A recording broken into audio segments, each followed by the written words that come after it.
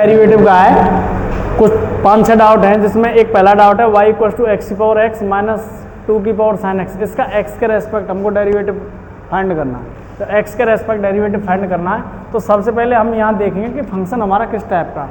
यहाँ ये फंक्शन की पावर फंक्शन है और यहाँ भी एक फंक्शन की पावर फंक्शन है। ये एक्सपोनेंशियल फंक्शन बन रहा है और यहाँ वेरिएबल की पावर वेरिएबल है, तो ये भी एक फंक्शन की पावर फंक्शन है। जब फंक्शन की पावर फंक्शन होता है और दो फंक्शन ऐसे दे रखे हैं तो पहले इनको सेपरेटली हम मानेंगे। इस वाले को हम y1 ले लेंगे और इसको हम y2 ले लेंगे। तो ये y बराबर हो जाएगा, यानी कि y इक्वल हो जाएगा y1 माइनस के y2। इसको दे देंगे इक्वेशन फर्स्ट। y1 की वैल्यू क्या हो जाएगी? y1 की वैल्यू हो जाएगी x की पावर x। जब फंक्शन की पावर फंक्शन होता है तो उस स्थिति में हमको log लेना होता है, तो यहाँ log लेंगे, taking log on both side. तो y1 का log लिया तो क्या हो जाएगा? log y1 equals to log x की पावर x। ये हो जाएगा log y1 इक्वल्स टू, ये हो जाएगा x log x हो जाएगा। और ये x log x क्यों हो जाएगा? क्योंकि एक कंडीशन होती है log में, तो log m की पावर अगर n है, log m की पावर n, तो उसको हम n log m लिख देते हैं। तो ये ऐसे ही हो जाएगा, x log x हो गया। अब जब डेरिवेटिव फाइंड करेंगे इसका, differentiation with respect to x, यहाँ तो log y1 है, एक सिंपल पार्ट है, यानी कि सिंगल पार्ट है, तो इसका तो डायरेक्टली डेरिवेटिव हो जाएगा। यहाँ दो पार्ट है तो इसको एक फर्स्ट दे देंगे और इसको सेकंड दे देंगे। तो log y1 का जो डेरिवेटिव है वो हो जाएगा dy1 अपॉन log y1 का हो जाएगा 1 अपॉन y1 और y1 का हो जाएगा dy1 अपॉन dx इक्वल, यहाँ फर्स्ट सेकंड लगाएंगे, फर्स्ट इनटू सेकंड का डेरिवेटिव, log x का जो डेरिवेटिव है वो हो जाएगा 1 upon x plus second into first का डेरिवेटिव, x का जो डेरिवेटिव वो 1 हो जाएगा। तो ये हो जाएगा 1 upon y1 dy1 upon dx equal, x से x कैंसिल हो जाएगा, यहाँ बचेगा 1 प्लस log x। उसके बाद ये क्या हो जाएगा? 1 अपॉन y1 है, दूसरी तरफ लेकर के जाएंगे तो क्या हो जाएगा? ये हो जाएगा dy1 upon dx equal to y1 into 1 plus log x। dy1 upon dx equal, y1 की जो वैल्यू है वो क्या है? x की पावर x इंटू ये हो जाएगा 1 प्लस log x। ये पहले वाले पार्ट का डिफरेंशिएशन हो गया। अब सेकंड वाले पार्ट को लेते हैं। सेकंड वाला पार्ट क्या था? y2 इक्वल था 2 की पावर साइन x। यहाँ एक कांस्टेंट की पावर ट्रिगोनोमेट्रिक फंक्शन है, यानी कोई वेरिएबल है। जब किसी भी कांस्टेंट की जब पावर कोई वेरिएबल होती है उसको एक्सपोनेंशियल फंक्शन बोलते हैं। तो एक्सपोनेंशियल फंक्शन है, डायरेक्टली चाहें तो a की पावर x वाली कंडीशन लगा सकते हैं, a की पावर x का डिफरेंशिएशन। अगर उससे आप नहीं कर पाते हैं तो इसका log ले लेंगे, तो यहाँ भी log लेंगे दोनों तरफ, taking log on both side. तो इसका log लेंगे तो ये हो जाएगा log y2 इक्वल log 2 की power sine x। log y2 equal हो जाएगा log m की पावर n। यहाँ भी बताया log m की पावर n का क्या होता है? n log m। तो यहाँ हो जाएगा साइन x log 2। अब इसका डिफरेंशिएशन कर दो, differentiation with respect to x। log y2 का हो जाएगा 1 upon y2 dy2 upon dx equal हो जाएगा, यहाँ फर्स्ट सेकंड नहीं लगेगा, यहाँ फर्स्ट सेकंड इसलिए नहीं लगेगा क्योंकि साइन x है केवल, और log 2 जो है ना एक कांस्टेंट है। तो कांस्टेंट किसी एक फंक्शन के साथ मल्टीप्लाई में तो एक ही फंक्शन कैलकुलेट किया जाएगा। तो साइन x का जो डेरिवेटिव है वो हो जाएगा cos x और log 2 जो है वो सेम एज रहेगा। उसके बाद क्या हो जाएगा? उसके बाद dy2 अपॉन dx इक्वल, ये y2 मल्टीप्लाई में हो जाएगा और यहाँ क्या है?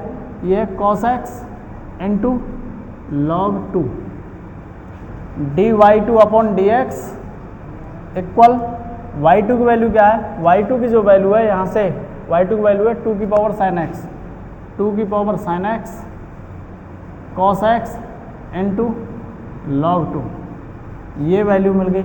इसको भी एक इक्वेशन दे देंगे, देना चाहेंगे तो इसको दे देंगे सेकंड, क्योंकि dy1 अपॉन डी एक्स की वैल्यू मिल गई, और dy2 अपॉन डी एक्स की वैल्यू ये रही, इसको दे देंगे इक्वेशन थर्ड। अब इक्वेशन फर्स्ट क्या है हमारे पास, इक्वेशन फर्स्ट जो है ये है y equal to y1 minus के y2। तो फ्रॉम इक्वेशन फर्स्ट क्या था, y equal to y1 minus के y2। अब इसका डेरिवेटिव फाइंड करेंगे, differentiation with respect to x। y का डेरिवेटिव हो जाएगा dy upon D X equal y1 का हो जाएगा dy1 upon D x minus y2 का क्या हो जाएगा dy2 अपॉन डी एक्स। तो dy upon D X equal हो जाएगा dy1 अपॉन डी एक्स की वैल्यू ये रही x की power x into 1 plus log x minus dy2 upon D x की वैल्यू ये रही क्या है 2 की power sine x into cos x into log 2। यही इसका आंसर होगा। उम्मीद ये क्वेश्चन समझ में आया होगा। अगला डाउट है एक, ये कह रहा है सिद्ध कीजिए फलन F X equal to modulus X minus 1 X belongs to R, X बराबर 1 पर अवकलनीय नहीं है। यानी कि एक फंक्शन दे दिया है F X equal to modulus X minus 1, X real number के अंदर बिलोंग कर रहा है और एक्स को 1 पे यानी कि एक्स बराबर 1 पर इसको डिफरेंशिएबल है या नहीं ये चेक करना है। और ये क्वेश्चन में ये कह भी रहा है कि ये डिफरेंशिएबल नहीं है, इसको हमें चेक करना है। तो डिफरेंशिएबल नहीं है तो उसकी दो कंडीशन होती हैं डिफरेंशिएबिलिटी चेक करने की, एक लेफ्ट हैंड डेरिवेटिव चेक करना होता है और एक राइट हैंड डेरिवेटिव चेक करना होता है। तो फंक्शन क्या है हमारा F X equal to modulus X minus 1, check कितने पर करना है एट एक्स इक्वल टू 1 पर चेक करना है। तो 4 LHD यानी कि लेफ्ट हैंड डेरिवेटिव के लिए कंडीशन क्या होती है, जिस पॉइंट पे चेक कर रहे हैं सपोज दैट ये एक बार चेक कर रहे हैं उससे भी कर सकते हैं, नहीं तो डायरेक्टली लेफ्ट हैंड डेरिवेटिव के लिए जो कंडीशन होती है उसी से। तो लिमिट कितने पे चेक करना है, एक पे चेक करना है। तो यहाँ लिख देंगे limit h tends to 0 f of 1 minus h minus f of 1 upon minus h, ये कंडीशन होती है लेफ्ट हैंड डेरिवेटिव के लिए। तो ये हो जाएगा limit h tends to 0 f of 1 minus h पर फंक्शन के अंदर यानी कि 1 माइनस h पर फंक्शन की वैल्यू देखनी है। और फंक्शन कितना है हमारा F X equal to modulus X minus 1। तो 1 माइनस h डालो 1 minus h minus 1 minus f1 पे फंक्शन का मान 1 माइनस 1 अपॉन माइनस h हो जाएगा। तो limit h tends to 0 minus 1 से ये प्लस 1 कैंसिल हो जाएगा, माइनस का h बचेगा मॉडुलस के अंदर, और मॉडुलस से जब बाहर निकलेगा तो h हो जाएगा। और यहाँ भी क्या हो जाएगा, ये 1 से 1 कैंसिल हो जाएगा, ये 0 आएगा अपॉन माइनस h। तो लिमिट h टेंस टू 0 ये h अपॉन माइनस h आएगा, और h से h कैंसिल हो जाएगा, या माइनस 1 आएगा। तो ये किसकी वैल्यू आई है, कि लेफ्ट हैंड डेरिवेटिव की वैल्यू आई है। अब राइट हैंड डेरिवेटिव चेक करेंगे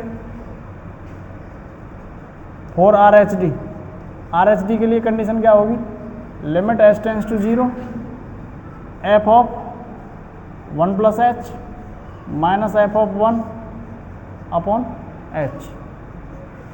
तो limit h tends to 0 1 plus h पे फंक्शन की वैल्यू देखेंगे, 1 प्लस h पे फंक्शन की वैल्यू इस फंक्शन के अंदर डालो 1 plus h minus 1 minus f1 डालो 1 माइनस 1 अपॉन h। यहाँ क्या मिलेगा, लिमिट h टेंस टू 0, यहाँ भी 1 से 1 कैंसिल हो जाएगा, तो मॉडुलस h बचेगा, और मॉड से बाहर जब निकलेगा तो केवल h बचेगा। यहाँ भी ये cancel 0 upon h।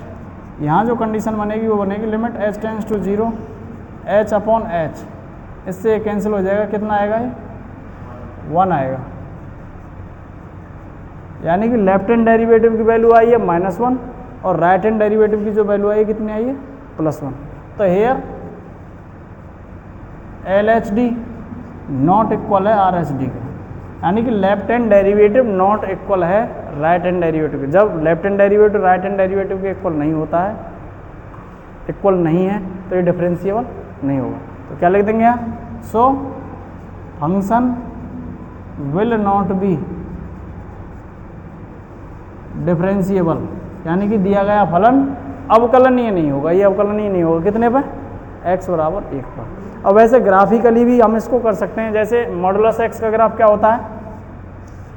F X equal to अगर मॉडुलस x है तो मॉडुलस x का ग्राफ तो ये आता है, और मॉडुलस x माइनस 1 का ग्राफ यहाँ बना है।